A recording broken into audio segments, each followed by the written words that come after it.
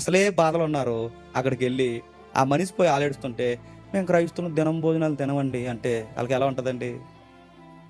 అదే వద్దు ఇంకా మనం దినం చేయాలనుకుంటారు. మరి మీరు ఎక్కడుంటే అక్కడ దరిద్రం మీరు అనుకుంటారు. దినం భోజనాలు దానికి అక్కడే క్లారిటీ.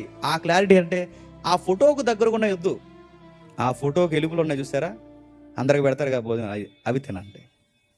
ఒకవేళ మా ఫ్రెండ్ తినక మరి విగ్రహాల దగ్గర ఏదో షరత పెడతారు, ఫోటోల దగ్గర తినమంటే నిజమే, ఫోటోల దగ్గర తినకండి, వాళ్ళ ఇంటికి వెళ్ళి తినండి.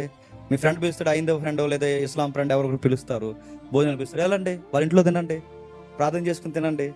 అక్కడ వర్షిప్ జరుగుతుంది కదా, వాళ్ళకి వర్షిప్ ఉంటుందిగా, అక్కడ తినకండి. ఇద్దరు కలిసి రెస్టారెంట్కి వెళ్ళి లేదంటే ఇద్దరు కూర్చోండి, మీ ఇంట్లో వాడు సాంబార్ వేసి పెడతా, వాడి ఇంట్లో నీ సాంబార్ వేసి పెట్టుకోండి తినండి, కానీ ఆ విగ్రహాల ముందు మాత్రం తినకండి. నేను మరీ చెప్తున్నాను, కోరు చెప్తున్నాను, పదే చెప్తున్నాను, బైబిల్ అంతా చదివి చెప్తున్నాను, దయచేసి ఎవరికి చెప్తున్నాను, విగ్రహాలకు అర్పించినవి తినకండి. దేవుడు మిమ్మల్ని దీవించుగాక.